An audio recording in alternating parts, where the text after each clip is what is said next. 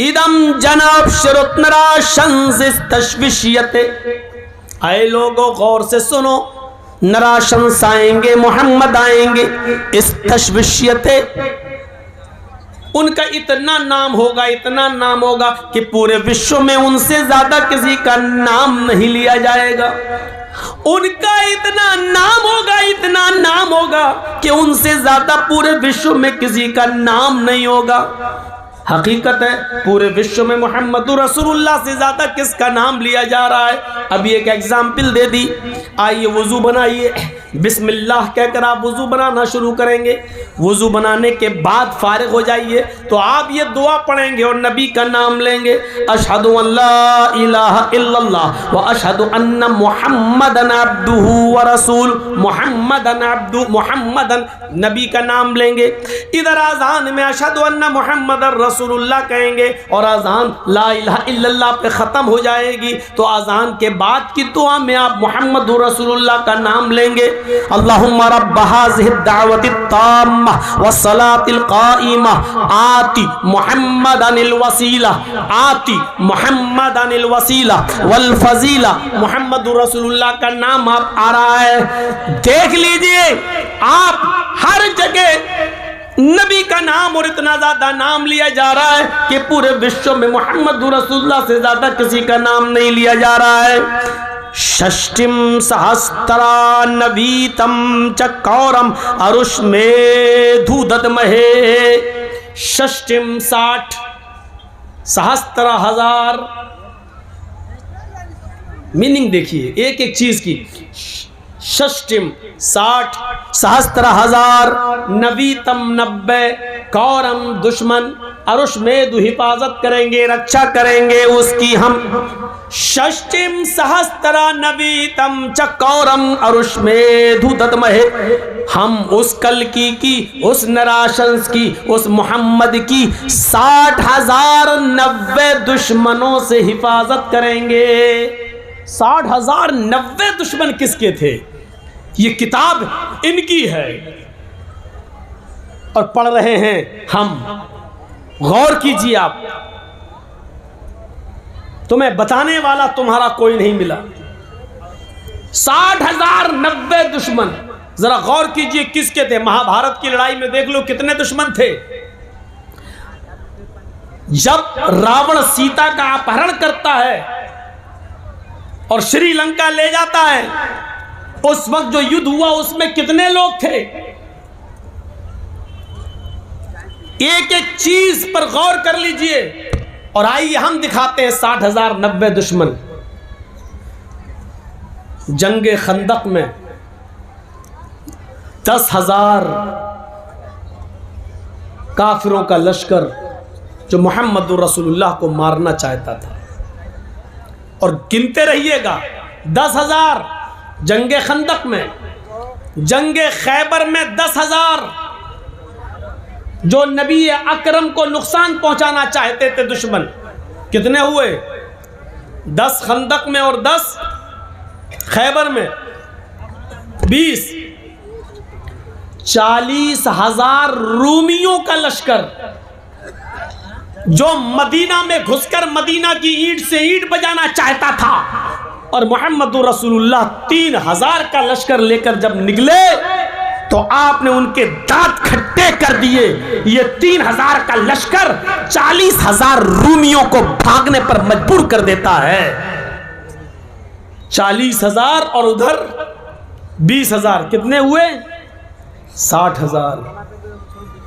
ग़ज़वे तबूक में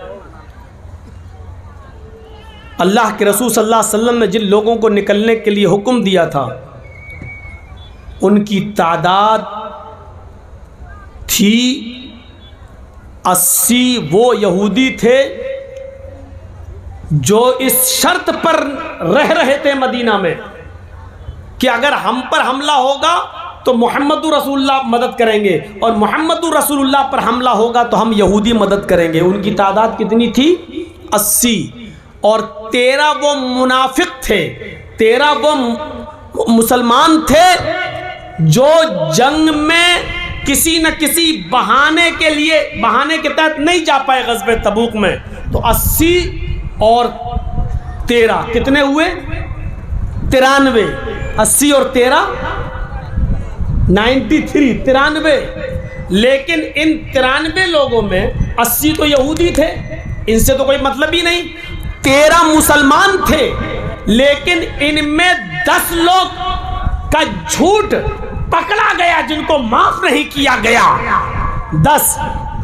और 3 वो थे जिनकी तौबा अल्लाह रब्बुल आलमीन ने कबूल कर ली। उनमें काब इब्न मालिक रज़ी अल्लाह ताला अन्हु जैसी शख्सियतें शामिल हैं, जो ग़ज़वा तबूक में शामिल नहीं हो सके, लेकिन अल्लाह के रसूल को सच सच बता दिया कि ये वजह थी। अल्लाह के नबी ने इनका बाइकाट किया, फिर उनसे कहा बीवी को छोड़ो, उन्होंने बीवी को भी घर भेज दिया।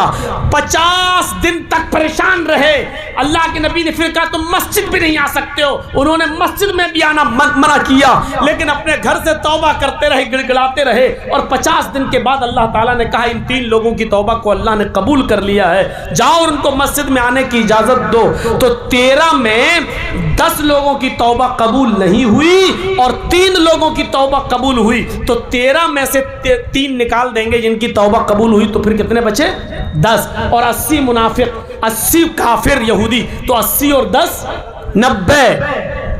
3 की तौबा कबूल हो गई, इन 3 को हटा दीजिए, तो ये 90। और उधर कितने हो चुके थे? 60,000। 60,000 90।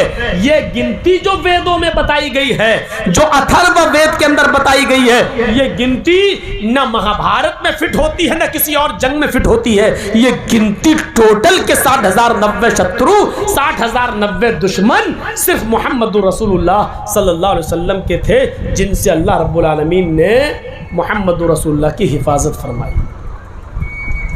समझ में आ रहा ना? इससे ज्यादा स्पष्ट वेद का मंत्र आपको नहीं मिलेगा। षष्टिम सहस्त्रा नवीतम च कौरम अरुष्मेधु दद्महे। हम उस कल्कि को, उस नराशंस को, उस मोहम्मद को, उस अंतिम महर्षि को 60,000 90 शत्रु से, दुश्मनों से हम उसकी हिफाजत करेंगे। 60,000 90 दुश्मनों से हम उसकी रक्षा करेंगे। ये गिनती किसकी थी? मोहम्मद रसूलुल्लाह की, दुश्मनों की। और इसके बाद वाला मंत्र द्वादश नहीं, इदम जनाब श्रुतनराशंसिस्तश्विष्यते षष्टिम सहस्त्रा नवीतम च कौरम रुष्मेधु दद्महे।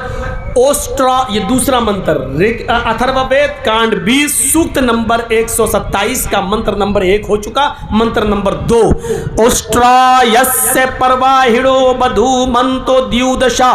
वो रेगिस्तान में ऊंट की सवारी करेगा। पहली चीज, किस जमान कहां पैदा होगा? रेगिस्तान में। देखिए अरब रेगिस्तानी इलाका है, तो आखिरी नबी कहां आएगा? रेगिस्तान में। जिसको उठ के जाना हो वो अभी चला जाए, बाद में हम नहीं जाने देंगे, चाहे यहीं पेशाब करना पड़े। डिस्टर्ब मत करिएगा आगे से उठ के, जिसको जाना हो अभी निकल जाओ। ओस्ट्रायस परवाहिड़ो, वो रेगिस्तान के अंदर पैदा होगा और उसकी प्रिय सवारी, उसकी प्यारी सवारी ऊँटनी होगी। अरब के अंदर प्यारी सवारी क्या थी उस जमाने में? ऊँटनी। आज के ज़माने में हमारे हिंदू भाई प्रतीक्षा कर रहे हैं कि कल की अवतार आया नहीं, आएगा आएगा। आज के ज़माने में लोग ऊँट पर बैठना ही पसंद नहीं करते हैं। अब तो साइकिल के बाद मोटरसाइकिल और मोटरसाइकिल के बाद 4 व्हीलर और 4 व्हीलर के बाद अब तो फॉर्च्यूनर का ज़माना आ चुका है। अब तो स्टैंडर्ड गाड़ियां चल रही हैं। अब वो पीछे क्या ऊंट वाला जमाना अब लौट कर आएगा? नहीं, रेगिस्तानी इलाके में आएगा, मरुस्थल में, रेगिस्तानी इलाके में, यहाँ अरब जजीरतुल अरब में पैदा होगा और उसकी प्यारी सवारी ऊँटनी होगी। अल्लाह के नबी सल्लल्लाहु अलैहि वसल्लम ऊँटनी पर सफर किया करते थे, ऊँटनी की सवारी भी किया करते थे। आपने खच्चर की भी सवारी की है, आपने गधे की भी सवारी की है, लेकिन सबसे ज्यादा सवारी आपने ऊँटनी की है। यहां तक कि जब आपने आखिरी खुतबा दिया, खुतबा हज्जतुल विदा, तो उस मौके पर भी आपके पास एक ऊँटनी थी जिसका नाम कस्वा था। उस कस्वा ऊँटनी पर लगाम कसी गई और उसके ऊपर आपने बैठकर 1 लाख कमोबेश 44 लाख 1 लाख कमोबेश 1,44,000 साहबा के सामने खिताब किया है, आपने खुतबा दिया है, आपने 15-20 मिनट का खुद खिताब किया है हज्जतुल विदा के मौके पर। मेरे भाइयों गौर कीजिए, उस वक्त भी आप ऊंटनी के ऊपर सवार थे और उसी पर बैठकर आपने खुतबा दिया है, उसी पर बैठकर 1,44,000 साहबा को आपने खिताब फरमाया है। तो ऊंटनी आपकी प्यारी सवारी थी। ऑस्ट्रायस से परवाहिड़ो, वो रेगिस्तानी इलाके में ऊंटनी की सवारी करेगा। आपकी प्यारी सवारी ऊंटनी थी। बधू मंतो द्यू दशा, बधू बहू यहाँ बीवी पत्नी के माना में, उसकी पत्नियों की तादाद संख्या होगी, उसकी कई पत्नियां होंगी, उनकी संख्या होगी द्यू दशा। बधू मन तो द्यू दशा, द्यू मानी 2 और दशा मानी 10, द्यू दशा 2 10, 2 + 10 द्यू दशा। उसकी पत्नियों की गिनती होगी, संख्या होगी 2 और 10, कितनी हो गई? 12।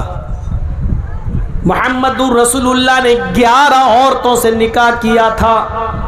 आपकी जिंदगी में आपकी बीवियों की तादाद 11 थी, लेकिन मुक़ौक़िस के बादशाह ने 2 लड़कियां 2 लौंडियां तोहफे में भेजी थी मोहम्मद रसूलुल्लाह को कि आप इनको ले लीजिए।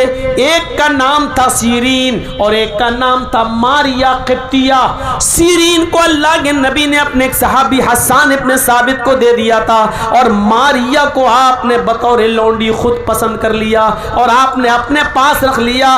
इस लौंडी से आपका एक बच्चा भी पैदा हुआ जिसका नाम था इब्राहिम, जिसके 18 महीने हो जाने के बाद 1.5 साल की उम्र में जब इब्राहिम का इंतकाल हुआ है मारिया क़िब्तिया के बतन से, आपके पेट से पैदा होने वाले इस बच्चे का, तो उस वक्त नबी अकरम की आंखों में आंसू आ गए और आपने अपने बेटे के सीने पर हाथ रखकर रोते हुए ये जुमले अदा किए थे, इन्नल आइना तदमउ वल क़ल्ब यहज़ुन वला नक़ूलु इल्ला मा यर्ज़ा रब्बुना व इन्ना बिफ़िराक़िका लमहज़ूनून या इब्राहिम। आए इब्राहिम, तेरे इंतकाल से, तेरी जुदाई से मेरी आंखें अश्कबार हो गई हैं, मेरी आंखों में आंसू हैं। वल क़ल्ब यहज़ुन, और मेरा दिल गमगीन है। वला नक़ूलु इल्ला मा यर्ज़ा रब्बुना, लेकिन हम ऐसे जुमले अदा नहीं करेंगे जिससे मेरा रब नाराज हो जाए। हम अपनी ज़बान से ऐसे जुमले अदा नहीं करेंगे जिससे मेरा मौला, मेरा परवरदिगार नाराज हो जाए। व इन्ना बिफ़िराक़िका लमहज़ूनून,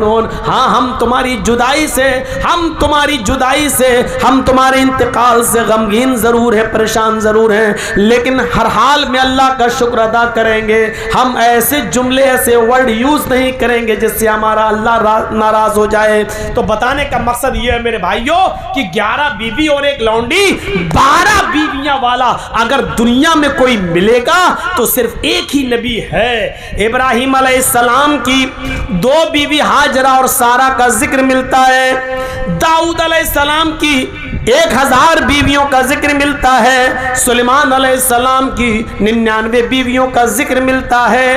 रामचंद्र जी की एक ही पत्नी सीता का जिक्र मिलता है। राम के पिता राजा दशरथ की 3 पत्नियों का जिक्र मिलता है। ईसा अलैहिस्सलाम की एक भी बीवी का जिक्र नहीं मिलता है। अलगर्ज कहने का मकसद ये है, किसी के पास 3 हैं, किसी के पास 2 हैं, किसी के पास 1000 हैं, किसी के पास सिर्फ 99 रही हैं, किसी के पास सिर्फ एक ही है और किसी के पास एक भी नहीं है।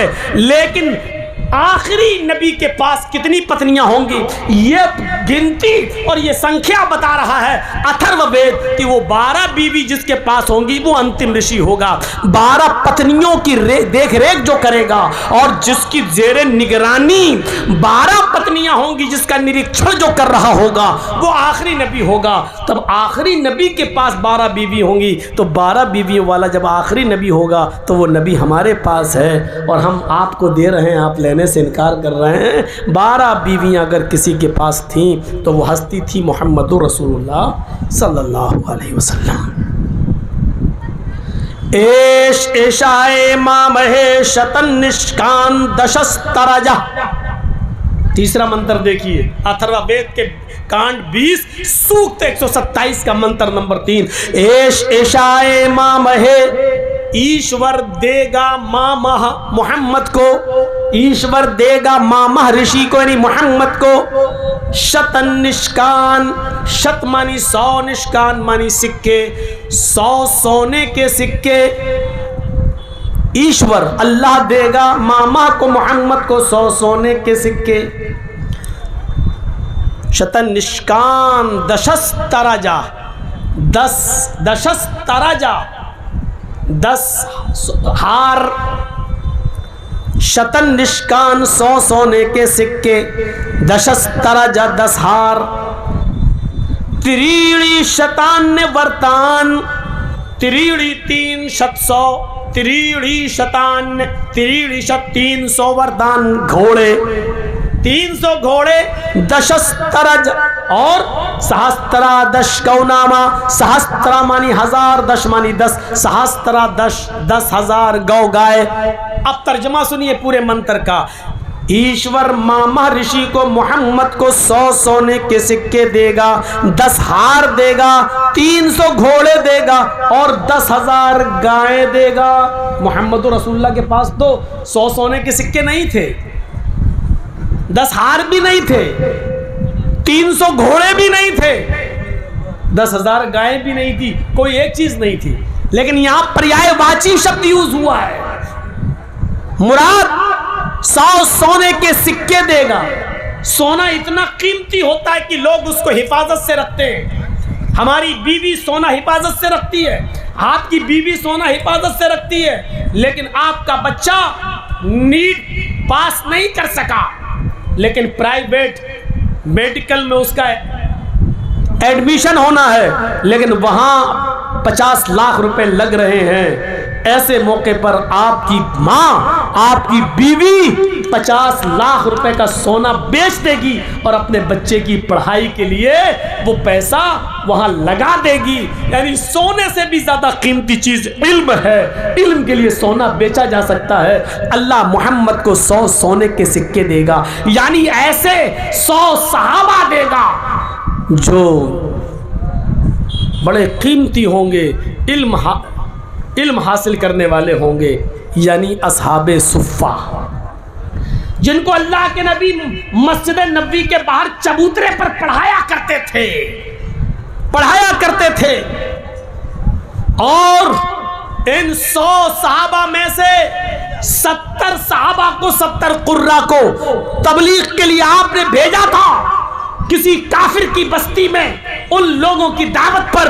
लेकिन उन लोगों ने धोखा देकर बुलाया और पहाड़ी के दामन में छिपे थे। जब ये 70 सहाबा उस पहाड़ी के पास से गुजर रहे थे, इन 70 सहाबा को शहीद कर दिया गया, इनको कत्ल कर दिया गया।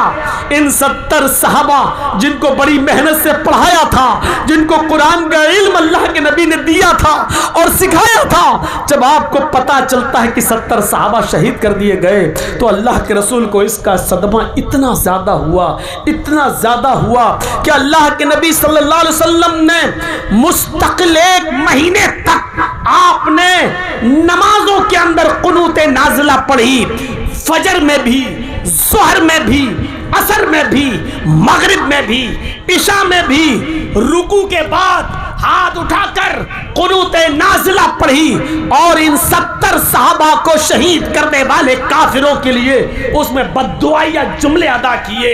शद्दिद शमलहुम, दम्मिर दियारहुम, फर्रिक जमाअहुम जैसे जुमले इस कुनूते नाज़िला में इस्तेमाल किए गए कि अल्लाह इनके दिलों में कदूरत पैदा कर दे, इनके दिलों को तोड़ दे, अल्लाह इनको बर्बाद कर दे, अल्लाह इनको तहस नहस कर दे, अल्लाह इनकी जमातों में तफरीक और इफ्तिराक पैदा करके इनको मिटा दे, जिन्होंने हमारे 70 सहाबा को मिटाया।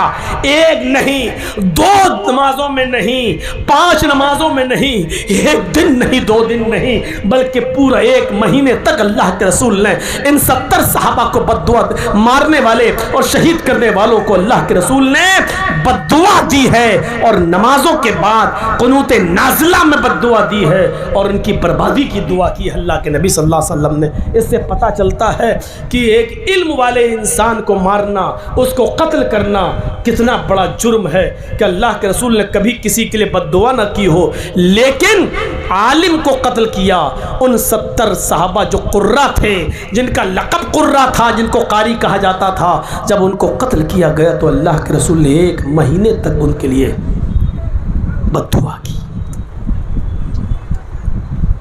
इन मदरसों के पढ़ने वाले बच्चों की कदर करो, पढ़ाने वाले मदरसे में असातिज़ा की कदर करो।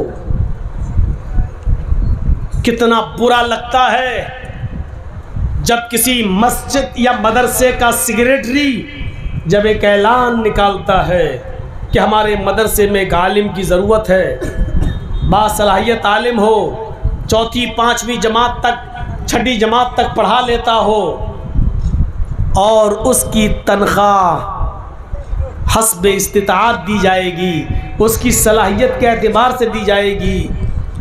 5,000 से लेकर 12,000 रुपये तक उसकी तनख्वाह होगी। ज़रा तसव्वुर कीजिए, एक आलिम की हस्ब लियाकत, हस्ब इस्तिताअत, हस्ब काबिलियत तनख्वाह का मयार ये है कि वो 12,000 से ज़्यादा नहीं पा सकता है, 5,000 भी पा सकता है, 6,000 भी पा सकता है, लेकिन 12,000 से ऊपर नहीं। यानी जो बहुत काबिल हो उसकी तनख्वाह 12,000 पे आके टिक जाती।